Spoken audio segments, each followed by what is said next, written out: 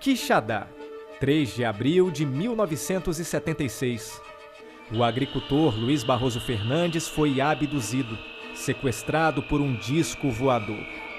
Por volta das 6 da manhã, ele ia de carroça para a fazenda onde trabalhava. Foi quando, de repente, avistou um objeto no céu. Ele ouviu um barulho como se fosse um enxame de abelhas.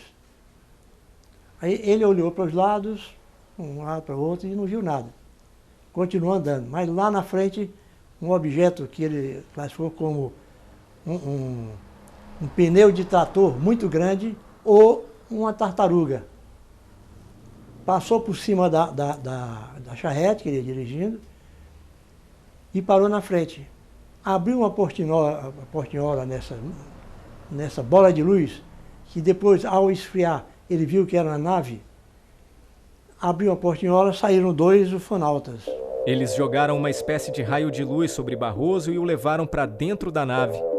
Devolvido 2 horas mais tarde, o agricultor apresentava estranhos sintomas, como tontura, náuseas, tremores por todo o corpo e uma intensa dor de cabeça. Barroso não conseguiu mais se livrar dos problemas de saúde que só pioravam. Ele começou a regredir mentalmente, perdeu a coordenação motora e passou a ter uma vida vegetativa até morrer. Começou a chegar gente fora. Tomaram que eu publiquei na revista ou da Inglaterra, e aí divulgou-se e muita gente veio para cá. Na Argentina, Peru, Estados Unidos, Inglaterra, Japão, todos eles vieram aqui e saíram sem uma explicação. Outro caso ufológico fantástico aconteceu em 1998. Manuel de Queiroz estava participando de uma festa de aniversário em um sítio na Serra de Pacuti. Por volta das 8 da manhã, ele desapareceu inexplicavelmente.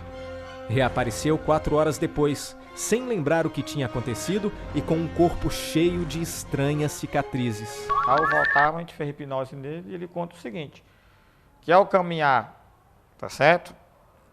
Numa vereda, que ele chama vereda, que é um caminhozinho, né, de terra e mato, aí ele disse com a luz, primeiro ele escutou uma explosão, tipo transformador, pum!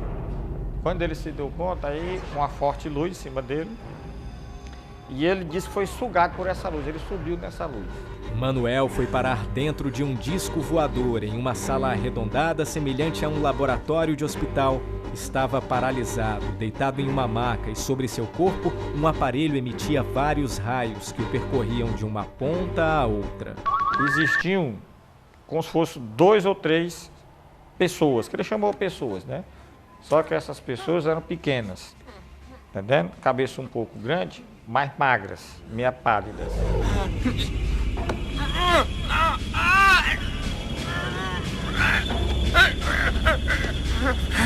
Quem nos conta essas histórias bizarras são os 2 ufólogos mais conhecidos do Ceará. Este é Reginaldo de Ataíde, cearense, 72 anos. É um dos ufólogos mais respeitados do Brasil, estuda o fenômeno há 48 anos. Ataíde é o presidente do Centro de Pesquisas Ufológicas do Ceará. Além disso, é jornalista, coeditor da revista Fenômeno e UFO e já publicou 4 livros sobre o assunto. Então, você já está satisfeito com as pesquisas que você fez? Comparado com os outros pesquisadores, o nosso centro de pesquisa é o primeiro do Brasil. Este outro ufólogo que também garante a veracidade dos discos voadores é José Agobar Peixoto. Ele é professor aposentado da Universidade Federal do Ceará e presidente da Associação dos Ufólogos Independentes do Brasil.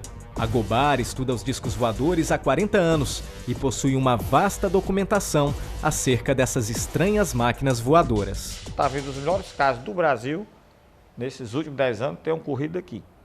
E a importância disso é que é documentado. O nascimento da ufologia cearense se confunde com o surgimento do Centro de Pesquisas Ufológicas do Ceará. O instituto foi fundado em 1959, após uma experiência insólita vivenciada por Reginaldo de Ataíde. Na quinta-feira, que antecedeu a Semana Santa de 1959, Ataíde e mais 2 amigos viajavam do Crato à Fortaleza. Por volta das 8h30 da noite, o motor do jipe parou de funcionar repentinamente. Ao saírem do carro, eles avistaram poucos metros acima uma estranha máquina voadora, que envolvia o automóvel em um círculo de luz. Aí eu olhei para cima e vi um objeto parecido com uma bacia, bacia de aproximadamente 3 a 5 metros, não dá para a gente saber o tamanho mais ou menos, porque é emocionante, você fica... E então olhei e disse, ô Zé de Souza, senhor Anísio, olhem para cima. Aí eles olharam, aí ficaram boquiabertos. O senhor Anísio estava fumando um cigarro e comia o cigarro.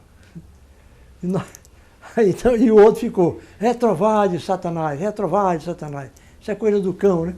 E eu fiquei pasmo, né? Olhando aquele negócio. Eu tinha terminado o científico, ia fazer o vestibular. Aí fiquei olhando assim, e troço impressionante, não se falava em disco voador naquele tempo. Quando o OVNI desapareceu, o carro voltou a funcionar e os três prosseguiram viagem. Ao chegarem a Quixaramubim, algumas pessoas estavam nas ruas olhando uma luz que fazia evoluções no céu. Chegando lá na frente, encontramos o Dr. Ponte Neto, médico cirurgião, uma parente da Raquel de Queiroz, mais 2 pessoas, 3 pessoas, olhando as evoluções de uma bola de luz. Então nós atribuímos aquele objeto àquela bola de luz que estava fazendo a acrobacia lá em cima, né?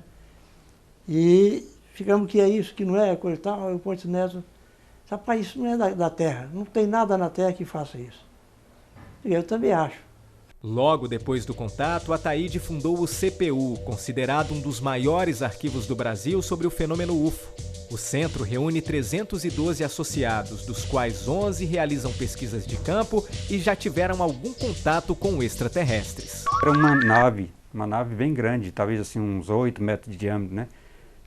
Eu olhando assim para ela e vi que era uma nave, fiquei gelado ali, colado mesmo na areia. Quando eu desci até a calçada, tá entendendo? Aí a nave se afastou um pouco, né? Ela afastou e saiu um cone de luz de dentro. Fez... Eu vi tudo que estava dentro daquela luz, formiguinha, tá entendendo? As formigas até cresceram, tá entendendo? Dentro dessa luz. Eu vi as pedrinhas, tudinho, as formigas andando e aquela coisa. Eu fiquei admirado, olhei para aquilo ali e de repente, quando eu estava debaixo da nave, quase debaixo. De repente, tá entendendo? Ela apaga tudo e some. Além dessas histórias de outro mundo, o Centro de Pesquisas Ufológicas do Ceará conta com um pequeno museu e eu vou mostrar para você agora as coisas que a gente encontra aqui dentro. Aqui do meu lado, a gente tem uma luneta, um equipamento básico para qualquer ufólogo ou para qualquer pessoa que gosta de observar o céu. Aqui a gente tem uma imensa biblioteca, são cerca de 750 livros só sobre ufologia, são livros vindos do Brasil e de várias partes do mundo. Aqui atrás, alguns objetos de decoração, alguns equipamentos do pessoal do CPU. Desse lado, a gente tem uma imensa quantidade de vídeos, são filmes, na maioria documentários, sobre discos voadores, sobre ufologia, tem revistas específicas também sobre o assunto, e aqui na frente, um vasto material de documentos e material de pesquisa, fotos, são centenas de fotos que o pessoal do CPU também bate. Desse lado aqui, são as coisas mais interessantes aqui de dentro, pelo menos na minha opinião. São vários objetos retirados de cenas onde foram registrados pousos de aeronaves extraterrestres. Tem pedaços de madeira, tem pedaços de rocha, tem até água, enfim, são coisas retiradas de cenas onde foram registradas naves. E o mais impressionante, o mais interessante que a gente tem aqui, são esses 2 pedacinhos de metal que os ufólogos aqui do CPU juram ser fragmentos de discos voadores. O número de casos envolvendo UFOs no Ceará é realmente impressionante. Agobar garante que, além de quantidade, existem muitos casos de qualidade, com fotos, filmagens e outros tipos de evidências. Eu pesquisei uma menina jovem, de seus 18, 19 anos, onde ela foi... Os ETs entraram lá, possivelmente no apartamento dela, e fizeram um trabalho desse de colher algum material biológico. Já o Centro de Pesquisas Ufológicas do Ceará tem 3.418 casos catalogados em 48 anos de atuação. Na opinião de Ataíde, o nosso estado não é um privilegiado em ocorrências ufológicas.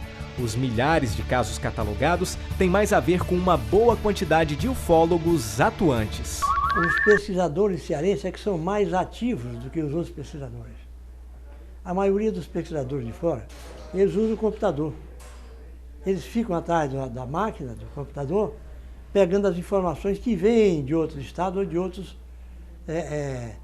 pesquisadores, na maioria deles, rapazinhos, e que inventam histórias e lançam na mídia. E Fortaleza é uma das cidades onde mais aparecem discos voadores, pelo menos de acordo com o professor Agobar. Ele já pesquisou cerca de 50 bons acontecimentos ufológicos na capital. Os motivos que atraem os discos voadores à Fortaleza seriam a posição geográfica da cidade e as grandes construções. Tem surgido nessa área construções grandes, né? Metais que refletem muita luz. Então, o mucuri tem essa ponta, né?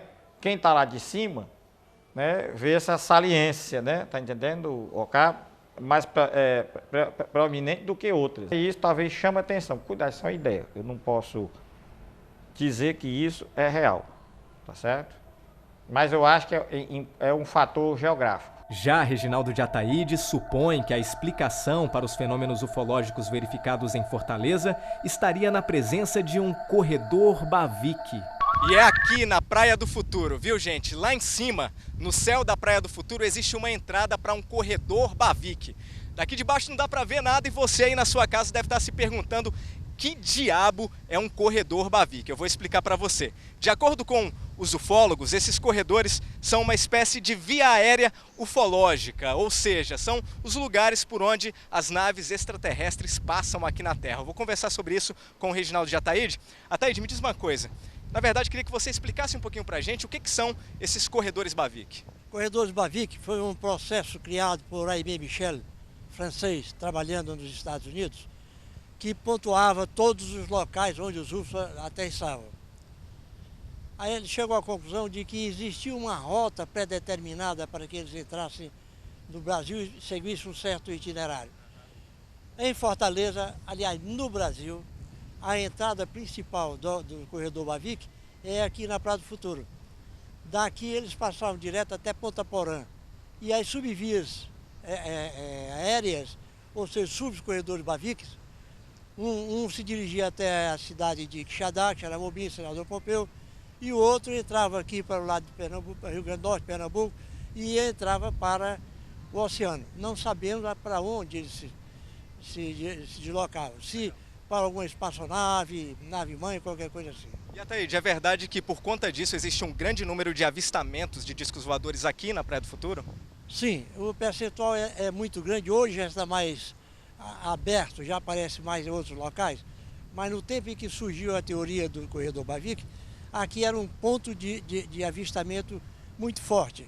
Inclusive, hoje, agora, há poucos meses atrás, nós tivemos um fato de um UFO da Rasantes aqui na Praia do Futuro.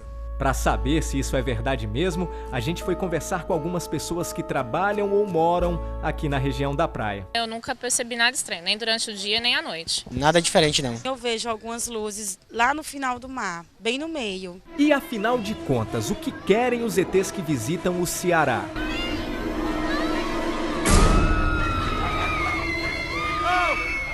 Experiência científica seria um motivo principal das viagens dos ufonautas. Seres humanos, animais, plantas e minérios são objetos de estudo dos extraterrestres.